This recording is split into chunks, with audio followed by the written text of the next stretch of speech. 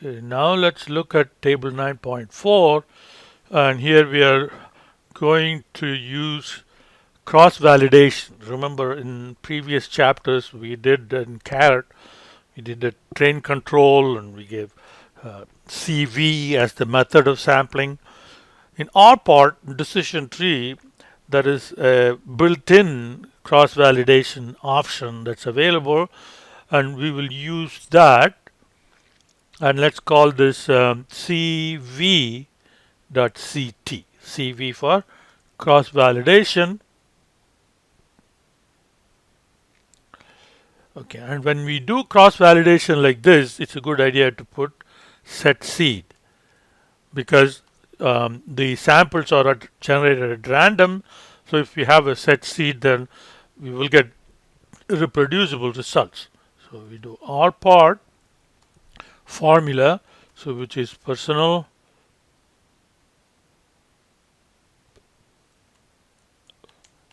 loan and versus all other as predictor data equal to train dot df method equal to class. So that's our standard code, and then we specify a couple of things. So let's specify the purity penalty as 00001 and min split as 5. So it means we want at least 5 observations in the split, and then we give xval. Xval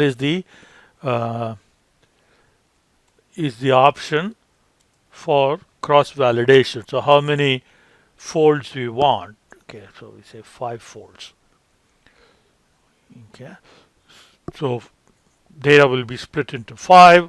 1 will be used as validation, the other 4 will be used as for train, and then you keep repeating until all the folds are used at least one time as validation data. Okay, so now we will print and see what we get. So if we do print CP, right, of CVCT, okay, it's going to give you all the different cross validation that it generated, and for each of them, okay, so it gives you a CP, okay, and how many splits are there. Okay, so this is your tree size, right? So that's your that's the top level. Okay, and all the way down here there are 27 splits, and for each of them it gives you what the corresponding CP was, and then the relative error is 1 minus r squared. X error is the cross validation error, or 1 minus accuracy. Okay, and then your XST. So if you want to select the depth of the tree based on the least value of X error, say for example.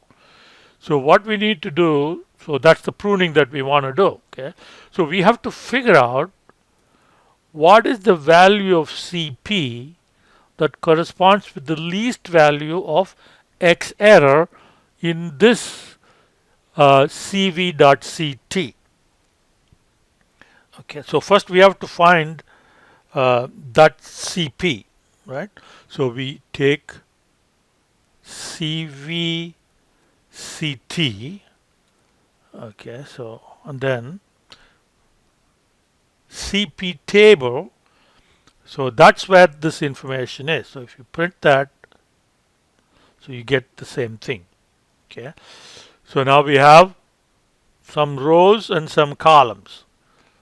Okay, we want, okay, so we want the row number corresponding to, okay, so here we take we need to look at each row, and we want to look at the X error column. Okay, so we want to look at that, right? So if you do that, then you get the X error columns going 1 through 11. Okay, and we want to see where it is equal to the minimum of that. Okay, so minimum of CV, CT, CP table of X error.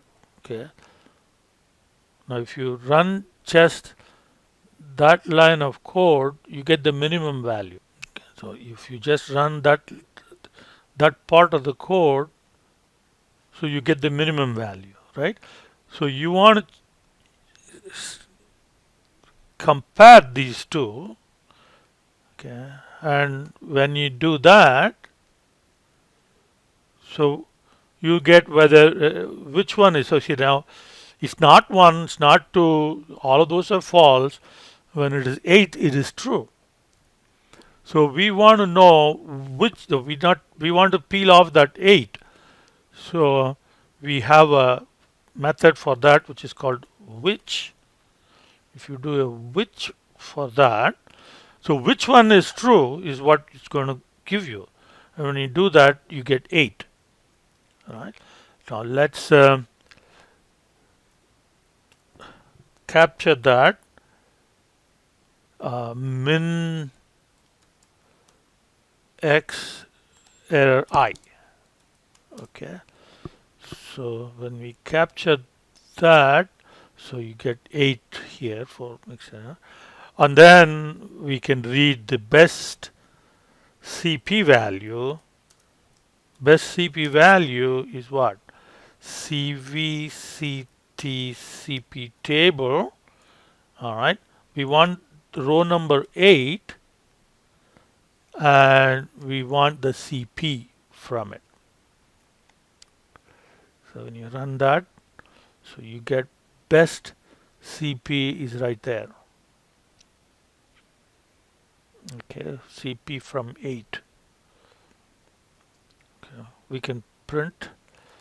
Want to look at that, so we can do best CP and run that, so you get that. Okay. Okay, so now with the best CP saved, let's call this pruned CT, right? And then we use the procedure prune from our part, and we will use the tree that we have generated, which is CVCT, right? CVCT, and then we'll specify CP equal to best CP. Okay.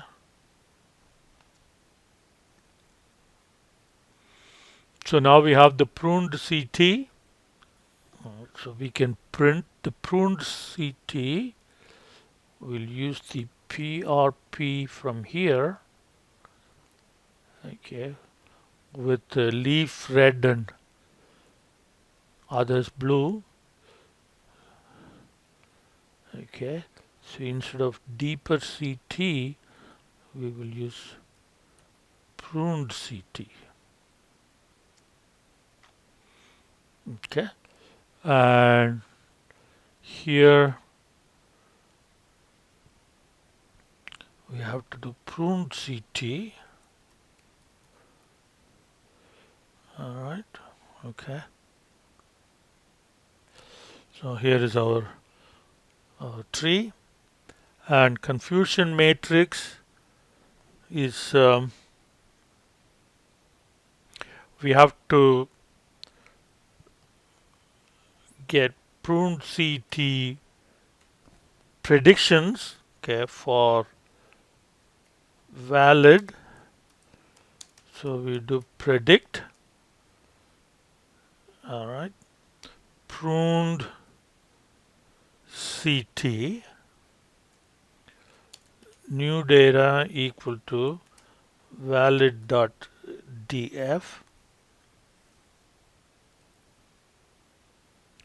And we do type equal what type of prediction we want. We want class, not probability.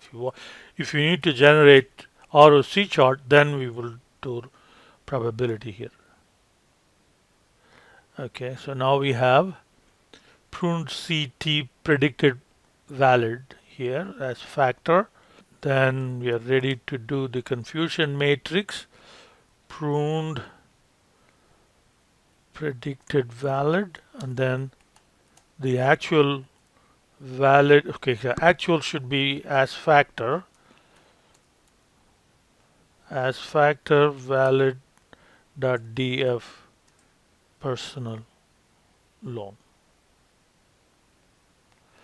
and here you have the cross validation confusion matrix. Now you see the R assumes that the positive class is 0, so that means we want to predict 0.